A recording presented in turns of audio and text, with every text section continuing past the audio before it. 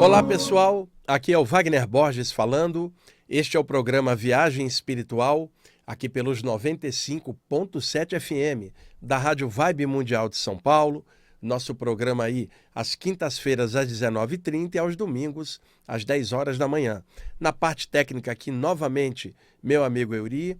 Como vocês sabem, eu estou viajando pelo Japão, fazendo um ciclo de palestra e curso lá, e deixei os programas gravados. Como já informei anteriormente, eu gosto de deixar tudo muito claro. E aí estou gravando mais esse programa de hoje. E esse programa vai ter 2 blocos bem definidos. Neste primeiro, eu vou fazer algumas observações sobre algumas coisas que as pessoas sentem relativas à clarividência, por exemplo, e também aos chakras das laterais do pescoço, que são secundários do chakra laríngeo. Também um pedacinho sobre o chakra humeral, tá? E algumas dicas que eu vou passando aqui para vocês. No segundo bloco, a gente vai mudar o tema para a parte xamânica. E aí sim, vocês vão saber o motivo disso, por que eu vou estar abordando essa parte xamânica. Numa visão espiritualista aberta, é claro, que é o tipo de visão que eu tenho sobre as coisas. Nós vamos ver, na luz dos xamãs, alguns conteúdos interessantes nessa área, tá bom? Então, vamos lá. No primeiro bloco, para a gente falar dessas coisas que as pessoas sentem e que eu sempre contribuo aqui tentando explicar. E algumas dicas de coisas legais que as pessoas podem fazer em relação a tudo isso.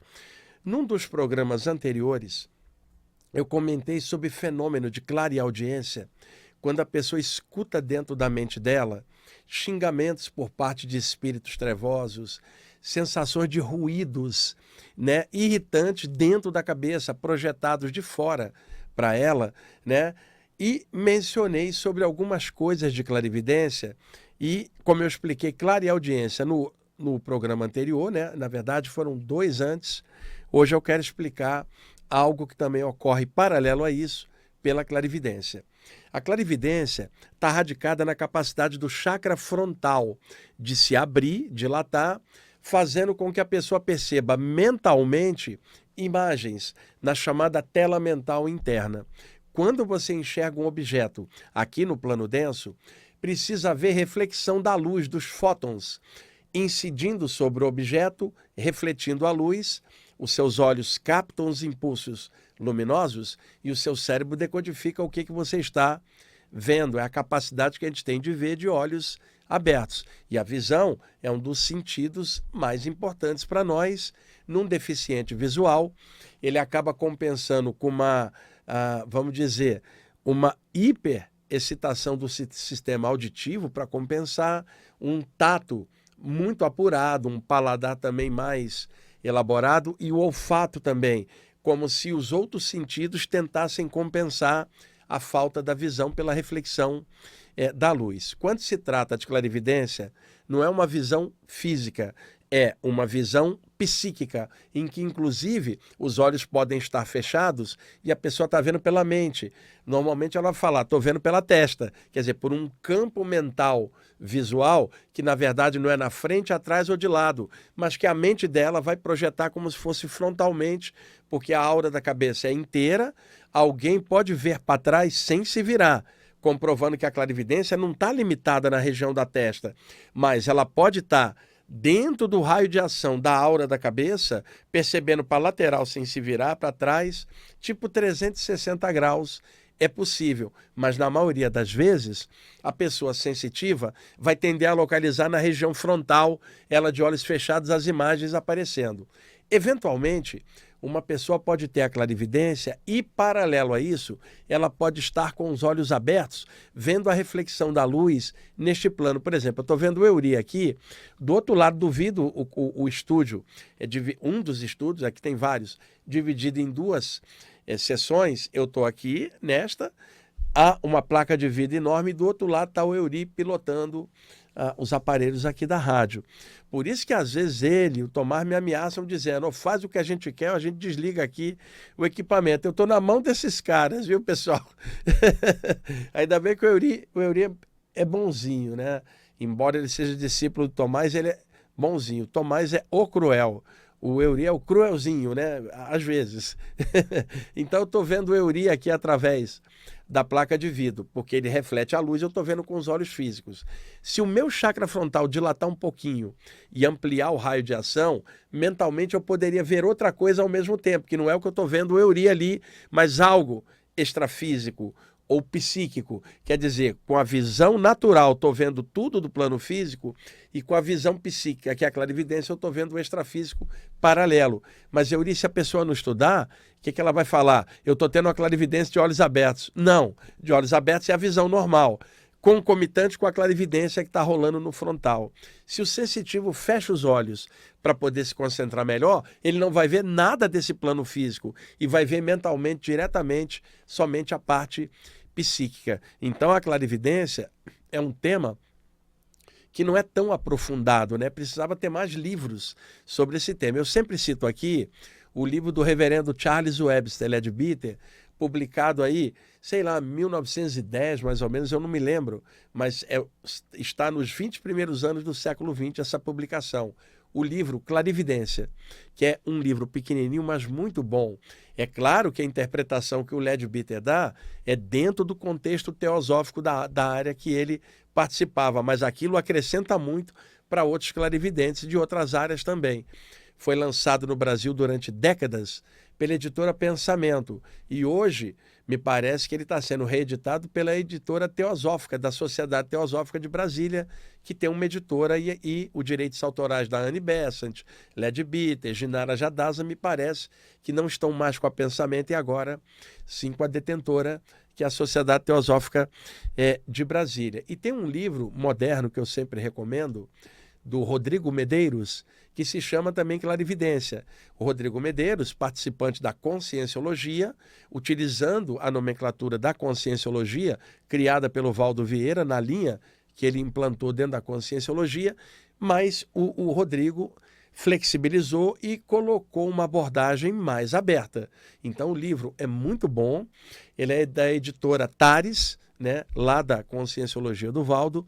Vocês acham informação, é só clicar Rodrigo Medeiros, Clarividência, vocês vão achar onde adquirir o livro, que deve ter em outros lugares. É uma abordagem moderna, muito boa também. Seria legal olhar aquela abordagem clássica do Leadbeater e olhar a moderna do Rodrigo Medeiros e aí fazer um paralelo, analogias, equilíbrio, e você coloca seu jeito na interpretação de tudo isso, que o mais importante não é o que o outro acha ou o jeito do outro, e sim o seu jeito, pelo menos para você, levando em conta que cada um tem um temperamento para abordar as coisas.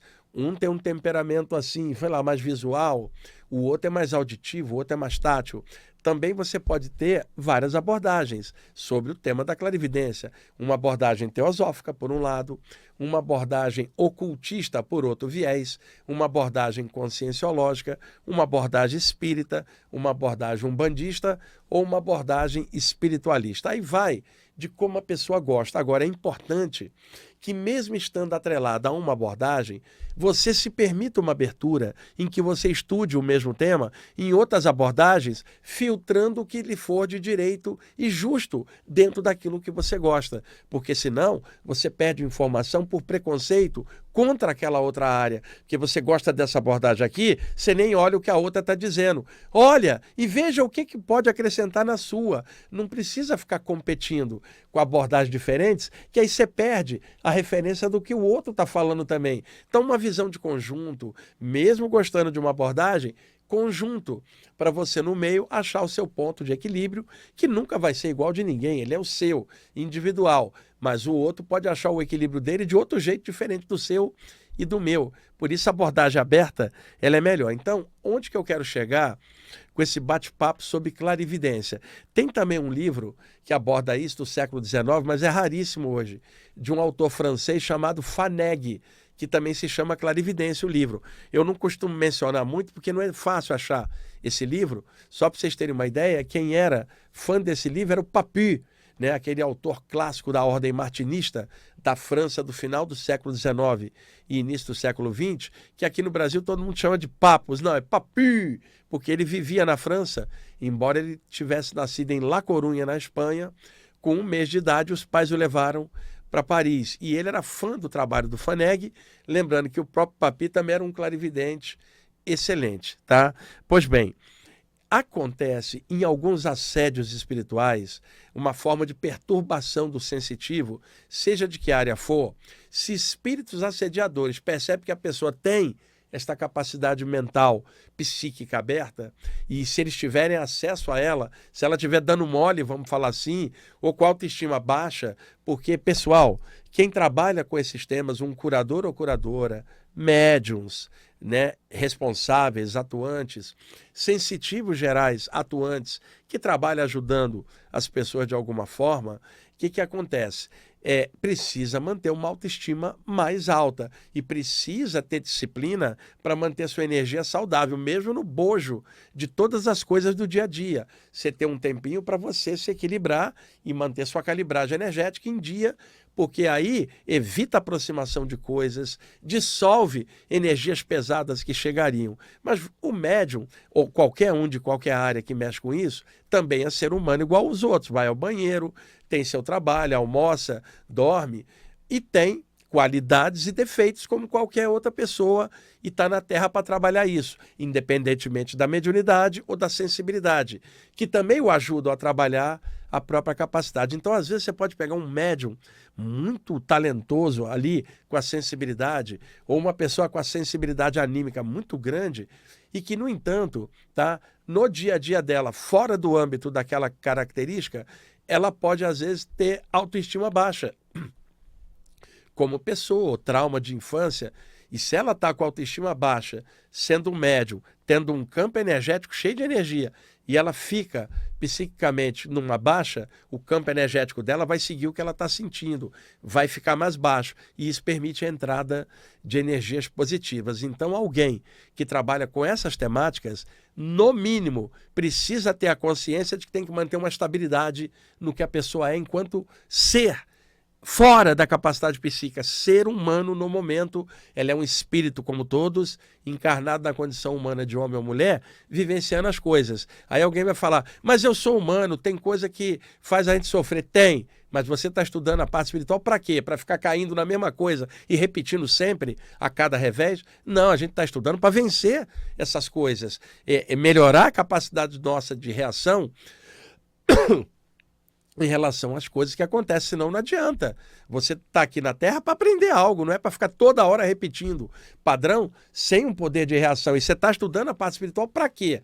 Para repetir a reação igual do outro que não estuda? Então não está valendo de nada o seu estudo. Então, a pessoa precisa entender.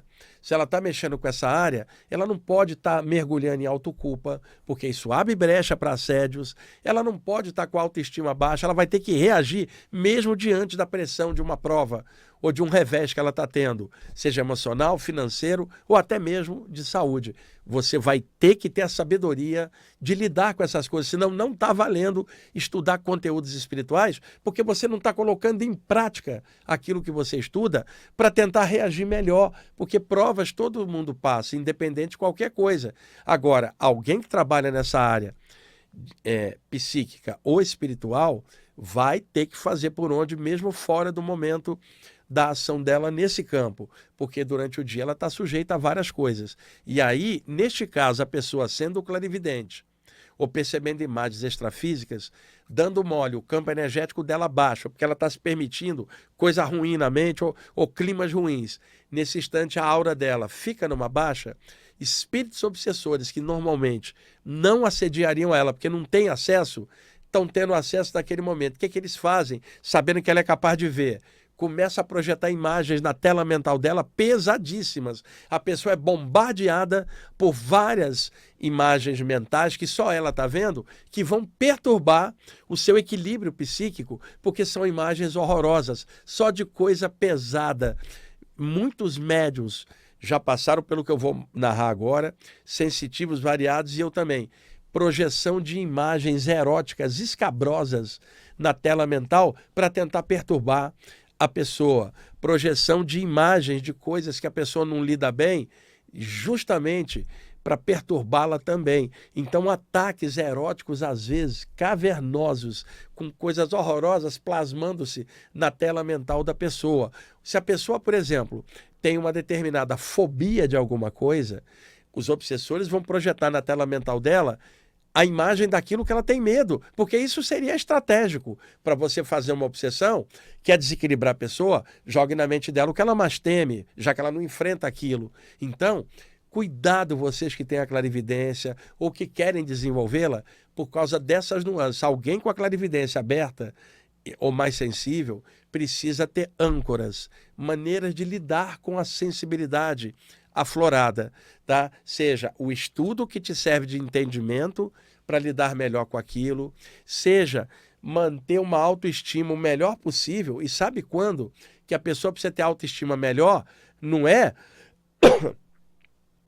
só no momento feliz. Ela precisa estar com a autoestima alta no momento ruim, que é a única coisa que ela tem para reagir melhor diante de algo ruim. Ah, mas eu estou mal porque aconteceu algo ruim. Quer dizer, na hora que você mais precisa, você arreia por dentro. Não, a autoestima não tem a ver com otimismo exagerado. Você está vendo as coisas pesadas da vida, mas é um estado interno. Mesmo no meio das coisas pesadas, uma visão melhor, que não te engana, você está vendo a realidade pesada, mas a capacidade tua de reagir, ela está intacta, ela é estudo, é desenvolvimento, é trabalho, é disciplina. E se você tiver isso, você consegue enfrentar melhor esses altos e baixos da vida que acontecem, mas não pode haver altos e baixos dentro. Você não é anjo, não é santo, também não sou, mas você pode ser razoável.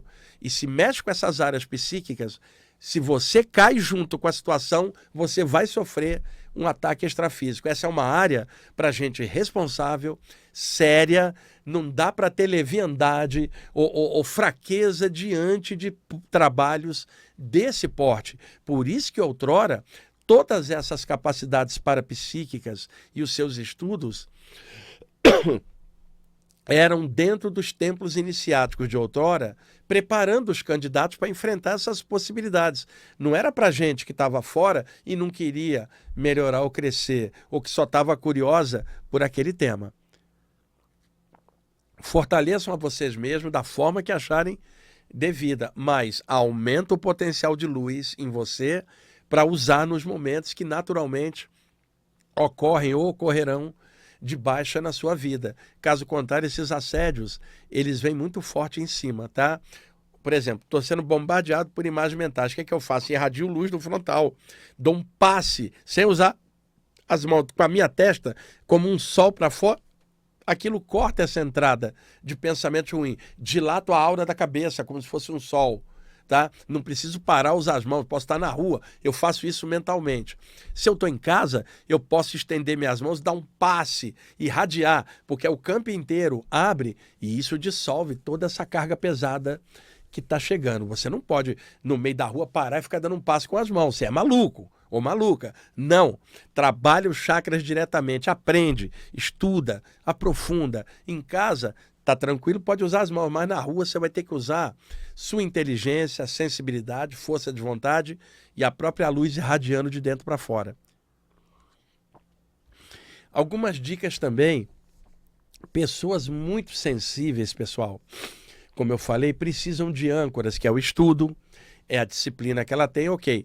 Mas precisam de âncoras também na própria vida cotidiana, para manter o pé no chão, não se abstrair demais, não ficar valorizando o lado de lá e em detrimento do lado de cá, achando que o plano espiritual é uma maravilha e o plano físico é horroroso.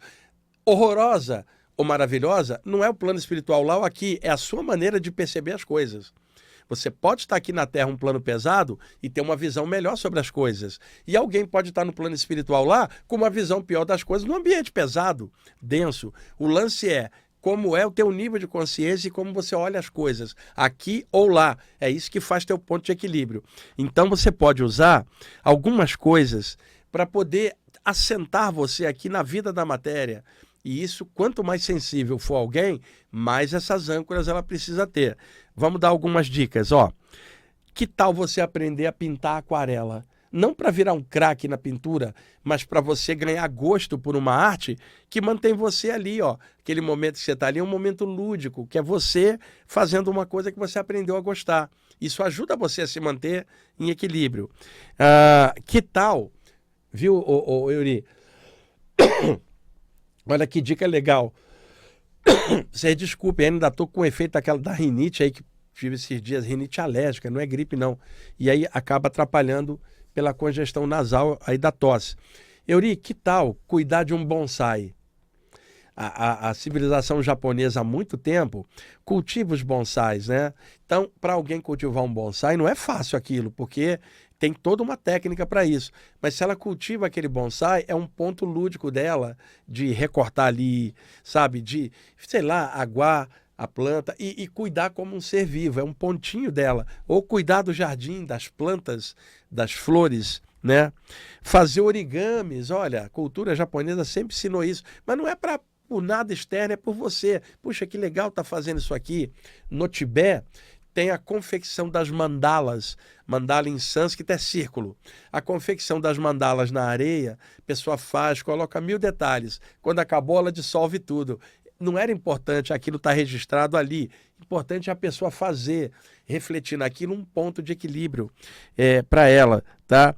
Tenha, se possível, a companhia de um pet que você quiser, do seu gosto, que é uma companhia viva da natureza ali, que você tem que cuidar, sair para andar, alimentar, é um outro ser vivo que você vai interagir. Não é um negocinho que você deixa ali preso na corrente. Não, é como um filho que você está cuidando.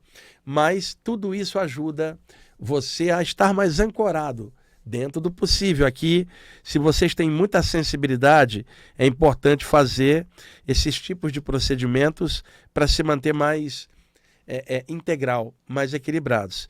E aqui também tem uma coisa que é importante assinalar. Alguns ataques extrafísicos podem pegar o chakra humeral, que eu já citei outras vezes aqui no programa.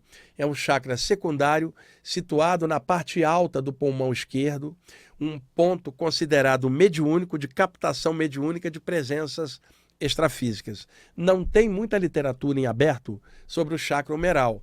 Tem algumas coisas na área espírita, de um autor ou outro, algum autor da Umbanda, mas em áreas que trabalham a parte anímica, né? O yoga, né? O ocultismo, a teosofia, isso não é nem mencionado, mas justamente nas áreas que trabalham mais com a mediunidade, seja o espiritismo, a Umbanda, o espiritualismo e algum grupo que trabalhe com a mediunidade de uma forma mais aberta, né? Nesse sentido, a mediunidade vai ser valorizada. Então, nesse caso, tem esse pontinho atrás, que é secundário do chakra cardiorrespiratório, que tem sua boca para trás e mais acima, no pulmão esquerdo, na parte alta, está o chakra humeral. O chakra cardiorrespiratório, veja o que eu estou falando. Muita gente fala chakra cardíaco. Não, cardiorrespiratório. A função cardíaca e pulmonar, ela é integrada. E esse chakra se chamava em sânscrito Anahata, o centro de comando, ou melhor, o invicto, o inviolado, a câmara secreta do coração. O centro de comando é o Ajna, na testa em sânscrito. Anahata, o invicto, o inviolado, porque mora ali o princípio eterno que nada pode ferir, nenhum fogo pode queimá-lo, nenhuma água pode molhá-lo, nenhuma arma humana pode perfurar o infinito que mora na câmara secreta do coração. Por isso, em sânscrito, invicto e inviolado. Então, o chakra humeral, estando na cabeça do pulmão esquerdo, né, ele é um secundário do chakra cardiorrespiratório. E por este ponto que funciona na mediunidade, alguns espíritos assediadores podem pontear esse ponto, jogar dardos extrafísicos, formas mentais de ponta para perfurar esse ponto e incomodar alguém. E alguns médios têm esse ponto muito sensível, da ardência, calor, pulsação, coceira às vezes no mesmo ponto, né? E algumas pessoas que sentem isso e não sabem o que é, porque ainda não descobriu, ou às vezes não está trabalhando a própria sensibilidade, ela fala, por que eu estou sentindo tanta queimação nesse pontinho aí da cabeça esquerda do pulmão? É o chakra humeral, pessoal, tá? Importante nesses estudos, qual é a forma de você trabalhar mais esse chakra? Trabalhar a boca de trás do chakra cardiorrespiratório, porque o chakra humeral é secundário dela. Energia rosa dilatada de dentro para fora como um sol rosa, aberto para trás todo dia um pouco ao longo dos meses, reforça toda a área das costas na aura, incluindo o chakra humeral, e isso pode proteger vocês de uma série de coisas e equilibrar. Euri, já estamos aí no intervalo? Bom, gente, já passou o primeiro bloco, passou rápido. Daqui a pouquinho a gente volta aí com o segundo bloco do programa, tá bom? Ok, pessoal. Estamos voltando com a segunda parte do programa Viagem Espiritual, aqui pelos 95.7 FM da Rádio Vibe Mundial de São Paulo. Eu sou o Wagner Borges, na parte técnica, meu amigo Euri, e vamos dar sequência ao programa. Já já eu vou entrar nos tópicos xamânicos que eu mencionei antes. Mas antes ainda mais duas coisas. Temos chakras laterais nos lados do pescoço. São secundários do chakra laríngeo. Eu já mencionei em algum dos programas anteriores aí, há um tempão, de que muitas vezes aquilo que popularmente é chamado de encosto, quando vem uma presença extrafísica, aí The Walking Dead, né? Presa por aqui, um espírito desapegado, ele encosta perto da pessoa, porque o chakra laríngeo é o chakra da psicofonia, da comunicação mediúnica exercida pela voz.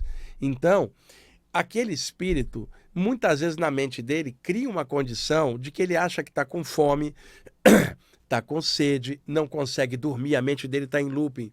Ele nem percebe, às vezes, que não está mais no corpo físico. Muitos espíritos apegados são assim. Então, num mundo, numa bolha mental, sem perceber a realidade e ainda grudados no campo energético aqui da crosta da Terra. Então, ninguém os vê. E no plano espiritual, onde alguém vê, eles não estão aqui na Terra. E aqui na Terra nós não vemos que eles estão em uma outra vibração. Então, muitos desses espíritos sentem dor, que não é mais a dor do corpo humano, que eles não têm mais, mas a mente processa a sintonia do que rolou com o corpo e a pessoa reproduz aquilo em looping mental.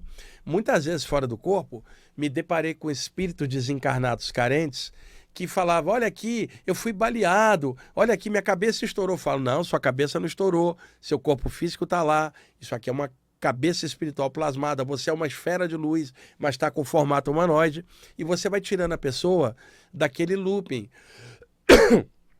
Não é só aplicar energia, é esclarecer quando há condições, ou ajudar a pessoa a passar para outro plano, onde mentores vão esclarecer para ela depois.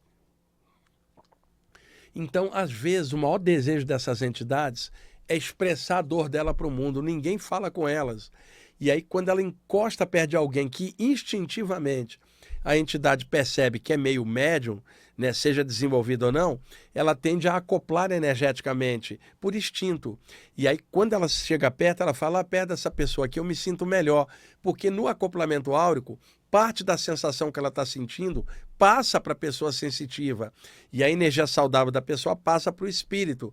Ele fala, aqui eu me sinto bem, não saio mais de perto dessa pessoa, porque aqui eu melhorei. Aliás, está me dando um sono.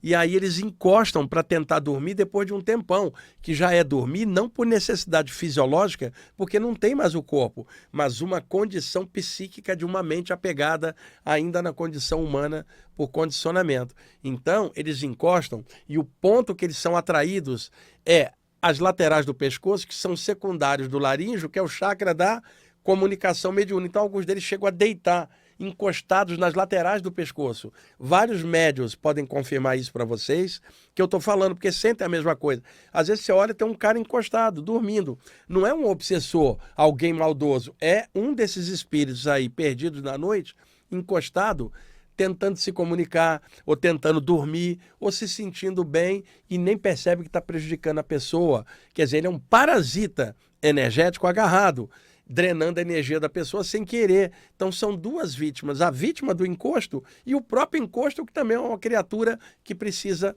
de ajuda. Então, energias irradiadas tendem a desacoplar. Então, seja a pessoa dando um passe com as mãos, desacopla. Vibrando um estado vibracional, desacopla.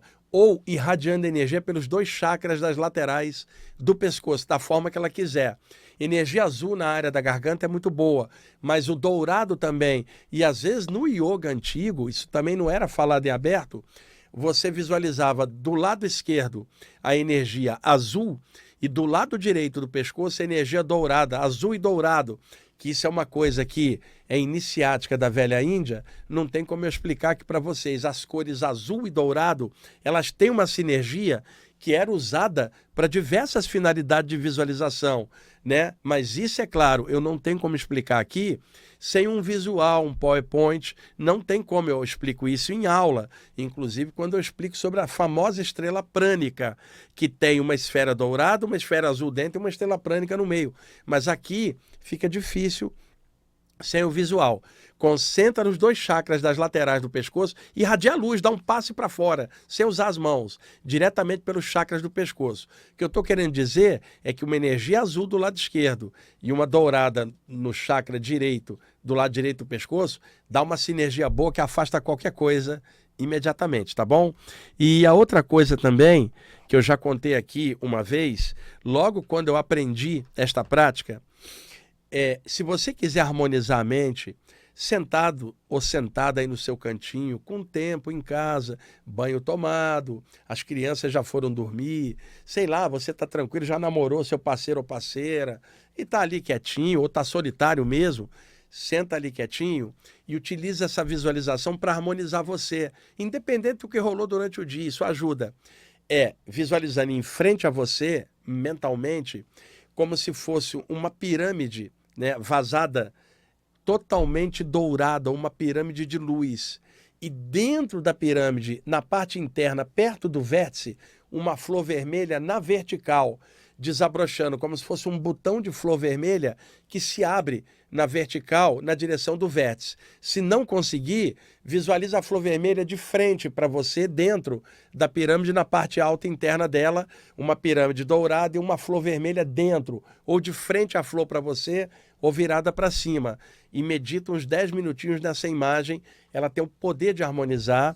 Eu aprendi isto com um preto velho, eu gosto sempre de citar a coisa de forma universalista, mas depois descobri que desde a antiguidade, práticas herméticas ou ocultistas já tinham coisas semelhantes. Mas aqui para o Brasil, onde nós estamos, a visualização piramidal, mentalmente, com uma flor vermelha dentro, abrindo, seja para cima ou de frente, para dar a ideia de uma flor viva, em movimento. Por 10 minutinhos ali quietinho, vai harmonizar sua mente. Essa imagem tem uma egrégora, um campo de energia associado a ela, e toda egrégora tem guardiões espirituais. Quando você visualiza isso com justiça, honra, amor e respeito e responsabilidade, esses guardiões vêm e eles podem auxiliar você na sinergia desta imagem, tá bom? Então, são dicas aí práticas do que vocês podem fazer de coisa boa em casa.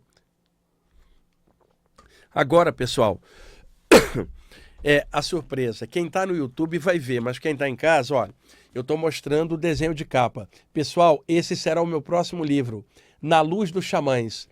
Toques Espirituais da Sabedoria Xamânica. O livro vai sair em coautoria. Eu e o Samuel de Souza, que também trabalha com a parte xamânica de forma responsável. Muito bacana, eu conheço ele há muitas décadas.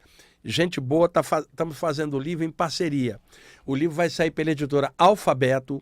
No dia 14 de dezembro será lançado na Mystic Fair, o evento que a Rádio Mundial, Vibe Mundial também participa, com centenas de pessoas lá. Só na palestra vão 400 pessoas, Euri. E aí, eu e o Samuel vamos estar falando do tema. A ilustração da capa que o pessoal do YouTube está vendo é de um xamã, capa pintada pelo Leonardo Dolfini, que fez as mesmas imagens do meu livro Viagem Espiritual. Euri, esse vai ser o meu 15º livro aí ao longo dos anos. E é uma abordagem espiritualista aberta da parte xamânica. E eu quero compartilhar com vocês, é a primeira vez que eu estou fazendo isso, desde que a gente planejou o livro, e está sendo feito com antecedência, já vai para diagramar semana que vem, né, o livro. Inclusive, estou no Japão, né? Nessa época, o livro vai estar sendo já diagramado na volta. A última correção, né? A Inês está fazendo, nossa amiga lá que faz a correção, para a gente está fazendo a correção. E aí já vai preparar agosto, setembro aí a confecção do livro para lançar em dezembro pela editora Alfabeto. Quando sair, eu aviso aqui a vocês. E tem um texto grande, eu espero que dê tempo, Euri, tá? Da gente... Quanto tempo eu tenho aí, Euri? 15? Então, acho que dá sim. Peraí. Deixa eu marcar aqui. Acabei desmarcando a página. Só um instantinho, pessoal. Cadê você? Peraí. Tá aqui. Eu vou ler para vocês, pessoal. O Euri vai escolher uma trilha sonora e tirar direto do YouTube, né, Euri? Porque a gente não pode usar mais as trilhas que a gente usava aqui, porque o YouTube corta por direitos autorais. Então o Euri achou uma pista sonora do YouTube, ali que ele escolheu, e eu vou lendo o texto por cima, e a música vai ser a trilha sonora pela qual eu vou lendo o texto em cima, tá bom? Então, vamos lá. Primeira vez que eu estou fazendo algo do livro em aberto aqui no programa, hein, Yuri?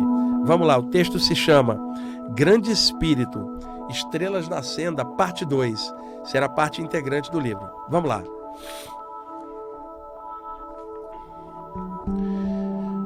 Todos podem reencarnar em várias condições.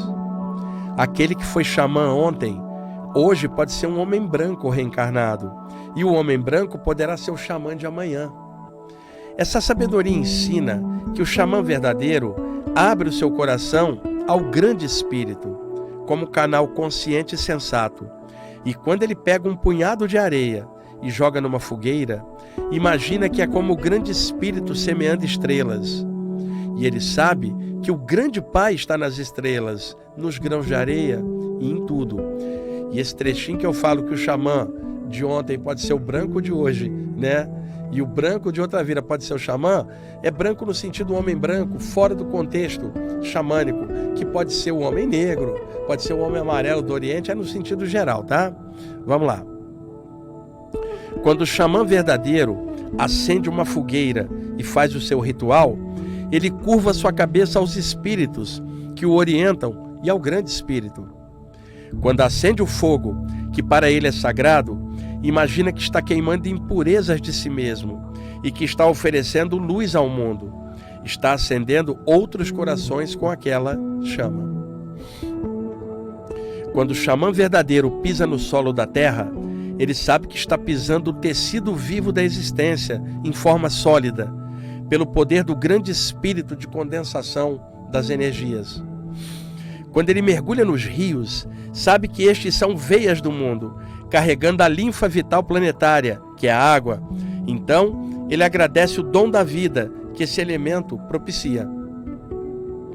Quando o xamã verdadeiro sobe a montanha, ele sabe que, na verdade, está escalando níveis dentro dele mesmo.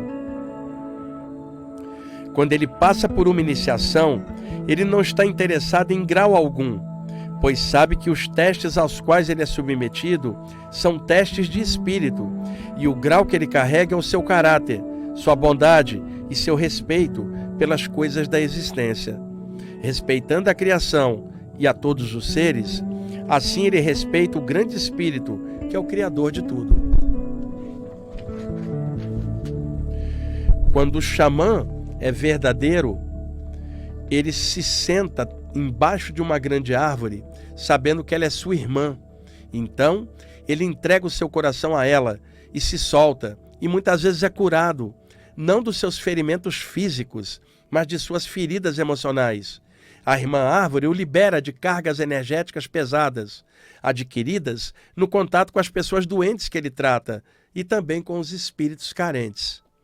Quando o xamã é verdadeiro, ele olha para cima, para o espaço sideral, e considera a abóbada celeste como se fosse o teto da existência, o teto da sua casa. Então, ele olha as estrelas como se fossem suas irmãs e agradece ao grande espírito pelo despertar de sua consciência e pelos valores que norteiam sua jornada xamânica, que não é a jornada de quem não quer reconhecer o espírito e a essência das coisas em tudo. Sem a inspiração do grande espírito e dos espíritos luminosos que o assistem, o xamã sabe que não teria forças para trilhar essa senda. O xamã verdadeiro sabe que os seus pensamentos são lidos pelo invisível.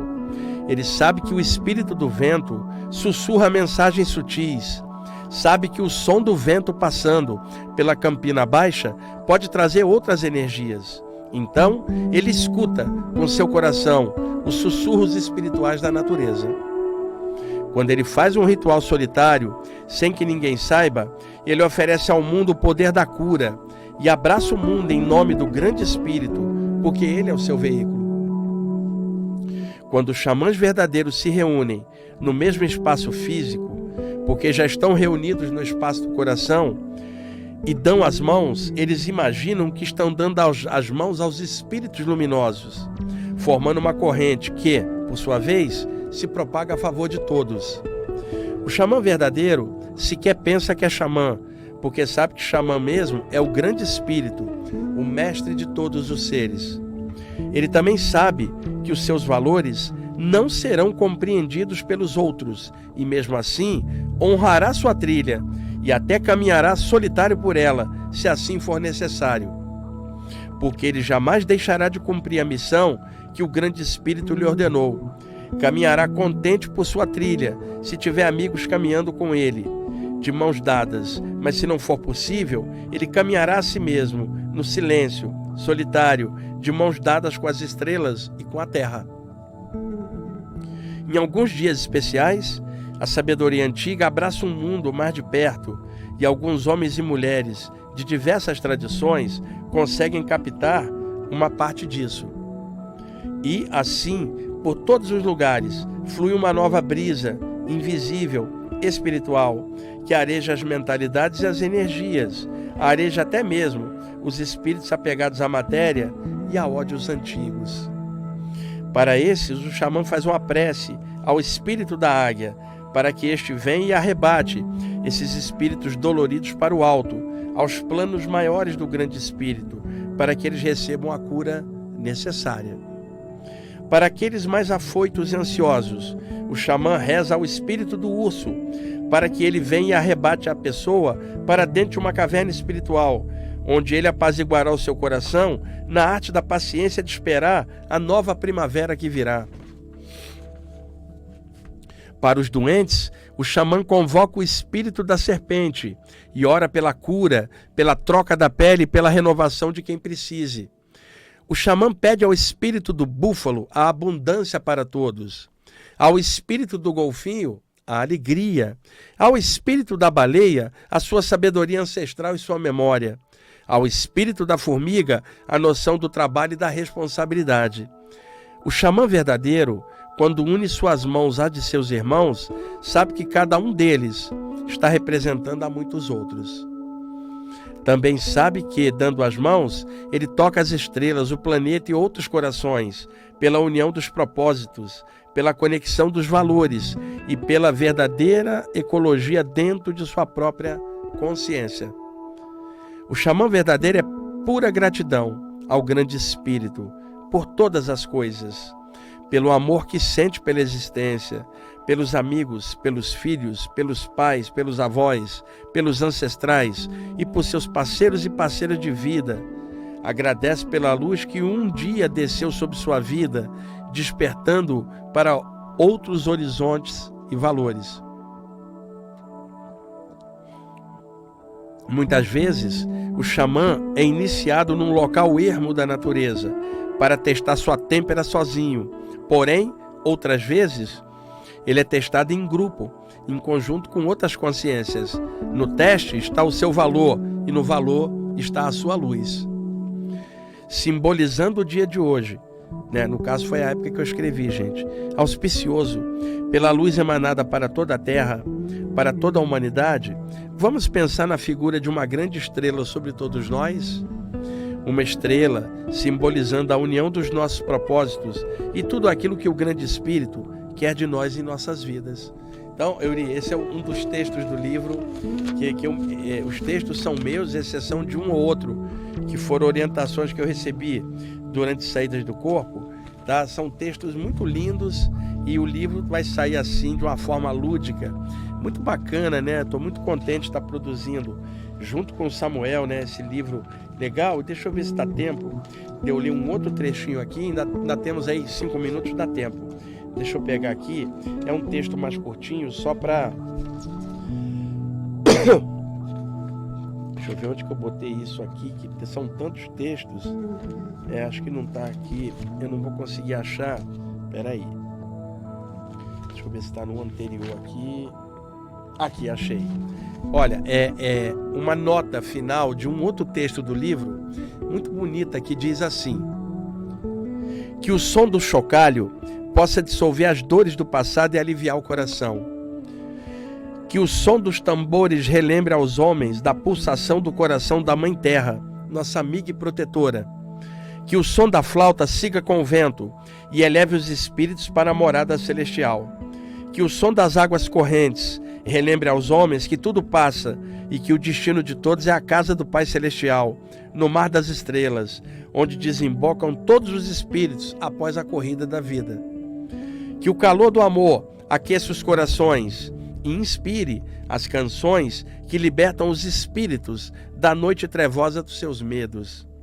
Que o amor do Pai das estrelas brilhe em nossos corações e em nossas canções de cura e apaziguamento emocional. Então, gente, esse é o livro que vai sair em dezembro, Na Luz dos Xamãs, Toques Espirituais da Sabedoria Xamânica. Vai sair pela editora Alfabeto, vai ter distribuição nacional. Estou virando aqui o esboço original da capa para o pessoal que está aí pelo YouTube poder ver. A capa ainda está sendo preparada. Esse aqui é o esboço original. E estou muito contente com esse livro, junto com meu amigo Samuel, que também está muito contente da gente poder entregar aí esse trabalho em conjunto. E eu vou sempre trabalhando, pessoal, de forma universalista. Eu já tenho Na Luz dos Pretos Velhos, Na Luz de Krishna, agora Na Luz dos Xamãs. Se eu tiver saúde e mais tempo de vida para frente, eu vou fazer lá na frente Na Luz de Jesus, Na Luz do Buda e Na Luz da Mãe Divina. Fazendo assim uma série de livros de orientações espirituais que eu recebi, assim eu vou cumprir no meu Dharma, a minha tarefa que ninguém de fora vai poder saber, só eu que sei, já que eu estou realizando-a, sei aonde eu devo ir, por onde eu devo ir, o que eu devo fazer, estou bem consciente disso, da responsabilidade disso tudo e me sinto muito bem honrado de estar tendo a chance nessa encarnação de fazer esse trabalho de esclarecimento consciencial de forma universalista e aberta, como é a forma que o meu coração me pede para ser e como eu sou na maioria das coisas. Se vocês encontrarem comigo aqui na rádio, na rua, no metrô, na banca de jornal ou na feira, eu sou o mesmo cara, não tenho uma máscara, eu sou do jeito que vocês estão vendo aqui, com todas as qualidades e todos os defeitos que eu tenho, gente, tá? A gente estudando a parte espiritual tem que ser o mais honesto e autêntico possível. Existem guardiões espirituais observando. Eu tenho noção de que causa gera efeito. Então, quem trabalha responsável com a parte espiritual não vai dar mole, não vai fazer um mal, não vai enganar o outro, vai tentar fazer o melhor possível e sabendo que nunca vai ser 100%, porque só o Eterno sabe tudo. Vai saber que tem falha, mas vai tentar corrigir, vai cair, vai levantar, nunca vai ficar caído, não. Vai levantar pelo poder de reação que tem. E é assim que a gente pode ir trabalhando, e uma das coisas que mais me ajuda a levantar e a ficar bem é estar aqui fazendo o programa com vocês. Euri, estamos em cima aí, né? Vamos concluir? Ok? Então, gente, tudo de bom aí para vocês. Eu vou deixar mais 2 programas gravados, são os próximos da semana que vem. E aí, depois, voltando do Japão, retomamos a sequência de programas ao vivo, tá bom? Um abraço aí para todos.